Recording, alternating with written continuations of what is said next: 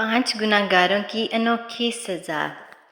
एक बादशाह को बैठे बिठाए एक अजीब ख्याल आया। इसने वज़ीर आज़म को हुक्म दिया कि रियासत के बड़े बड़े 5 गुनहगार पकड़ के दरबार में पेश किए जाएं। ये एक अजीब व गरीब ख्याल था। अब भला ये तयन कैसे होता कि सबसे बड़ा ख़ताकार कौन है, और वो भी एक नहीं 5। वज़ीर आज़म ने बादशाह से 2 यौम की मोहलत तलब की, जो इसने बखुशी दे दी।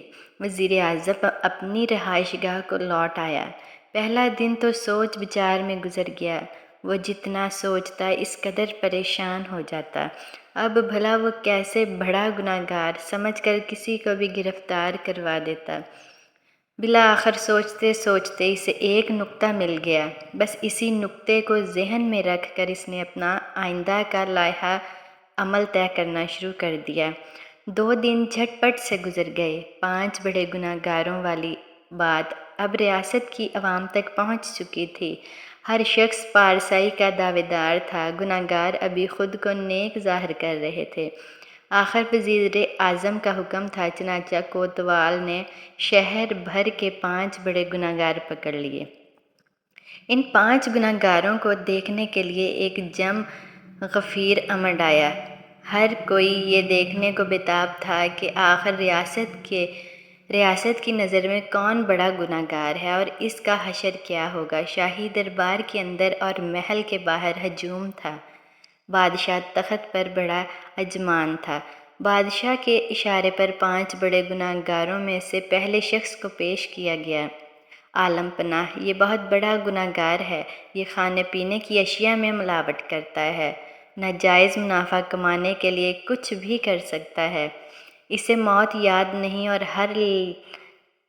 हर लिहाजा दौलत कमाने के नित नए मंसूबे बनाता रहता है। इसकी दौलत का शुमार नहीं और ये बहुत बड़ा गुनहगार है।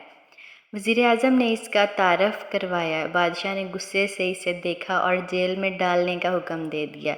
इसके साथ हुक्म दिया कि जेल में इसे सोने और ओढ़ने के लिए नोट दिए जाएं। इस कदर दौलत दे दी जाए कि इसे हर तरफ नोट ही नोट दिखाई दें। इसके अलावा हर रोज़ इसे मिलावट वाला खाना दिया जाए। हुक्म की तामील हुई और जेल में पहुंचा दिया गया। आलम पनाह, ये दूसरा बड़ा गुनहगार है। ये गीबत, चुगली और हसद में मसरूफ़ रहता है। सारी दुनिया बुरी है, बस ये अच्छा है। दूसरों की खुशी, तरक्की और खुशहाली से जलता है। ज़ुबान ज़्यादा चलाता है और काम कम करता है। माशरे में फ़साद फैलाता है। वज़ीर आज़म ने एक शख्स को आगे बढ़ाते हुए कहा। बादशाह का चेहरा गुस्से से सुर्ख हो गया। जाओ, इसे कैद खाने में डाल दो। बादशाह ने हुक्म दिया। इसकी सज़ा ये है कि ये हर वक्त ज़ुबान से बक बक करता रहे, ताकि इसे फजूल बोलने की सज़ा मिल सके। जब ये खामोश हो तो कोड़े मार मार कर इसकी ज़ुबान खोली जाए, हत्ता के सिवाय अच्छी बात के कोई और बात इसके मुंह से ना निकले। बादशाह के हुक्म पर इसे भी कैद खाने में डाल दिया गया। आलिजा, ये तीसरा बड़ा गुनहगार है। ये राशि है। हालांकि इससे अच्छी भली तनख्वाह मिलती है, लेकिन अपने ओहदे से नाजायज़ फ़ायदा उठाते हुए लोगों से जायज़ काम के भी पैसे बटोरता है। ये खुदा और इसके रसूल सल्लल्लाहु अलैहि वसल्लम के खौफ से आरी है। वज़ीर आज़म की इस बात पर बादशाह का पारा चढ़ गया। बादशाह ने हुक्म दिया कि इसे कैद खाने में डाल दिया जाए।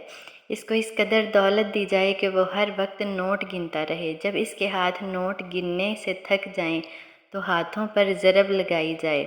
इसको जान इतना थका दो कि आइंदा जायज़ दौलत के अलावा ये कोई नाजायज़ पैसा ना पकड़ सके। चुनाचा हुक्म की तामील की गई। अब चौथे की बारी आ गई। बादशाह सलामत, ये चौथा गुनहगार है। ये वालिदैन का नाफरमान है। लोगों पर रहम नहीं करता, बच्चों पर शफकत नहीं करता, जुआ खेलता है और नाजायज़ काम भी करता है। इस मर्तबा ये बादशाह सख्त बरहम हुआ।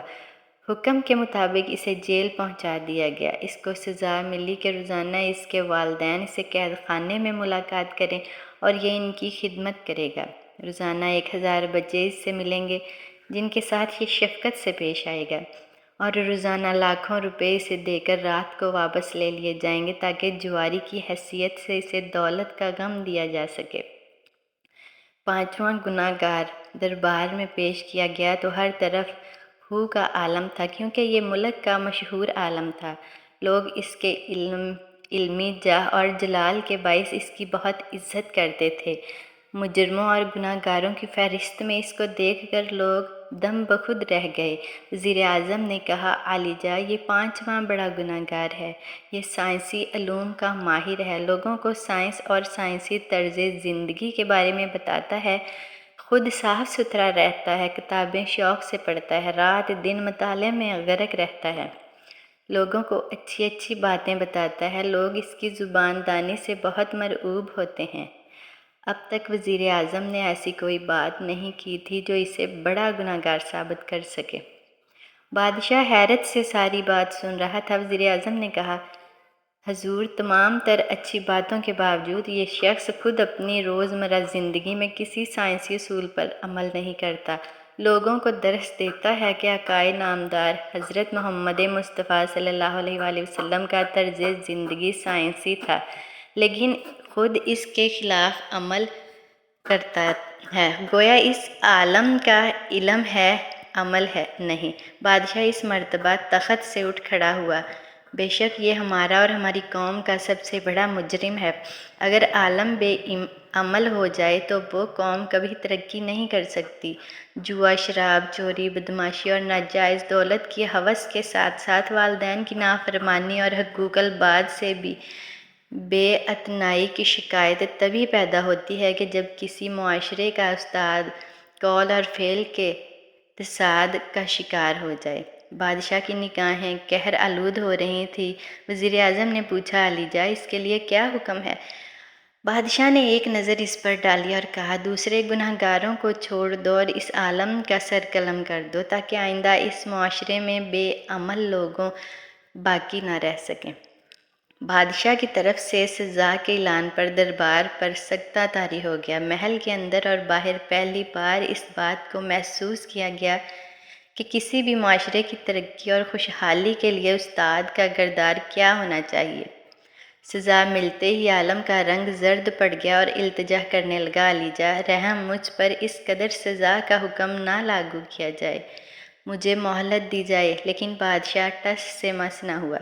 बादशाह की जाह व जलाल के सामने किसी को बोलने की जुर्रत न थी। यानी यकीनी था कि बेअमल का सर कलम कर दिया जाता। लेकिन इस दौरान काजी बोल पड़ा, बादशाह सलामत, इसने दुरुस्त फ़ैसला सादिर फरमाया, लेकिन मेरी एक दरख्वास्त है कि परवरदिगार आलम भी गुनाहगार को तौबा की मोहलत ज़रूर देता है। अगर ये इस तरह के दूसरे उस्ताज़ा बेअमली छोड़कर राह रास्त पर आ जाएं तो क्या खूब हो जाए। ख़ताकार को असलाह की गुंजाइश का फ़ायदा ज़रूर देना चाहिए, लिहाजा सज़ा पर नज़रसानी की जाए। काजी की बात में वज़न था। चुनांचे बादशाह ने आलम को 5 साल का वक़्त दे दिया कि वह अपने इल्म और अमल से माशरे में जहालत के अंधेरों को कम करने में अपना किरदार अदा कर सके। हासिल कलाम, गुनाहगार और आलम बेअमल दुनिया और आखिरत दोनों में काबिल गिरफ़्तार होता है। हर वक्त अल्लाह पाक से अपने गुनाहों की माफ़ी तलब करनी चाहिए और ये दुआ करनी चाहिए, या अल्लाह पाक, हम जो अमल करें इसमें खैर हो और हमें दुनिया की पकड़ और आखिरत के अज़ाब से बचा लीजिए। आमीन या रब्बुल आलमीन।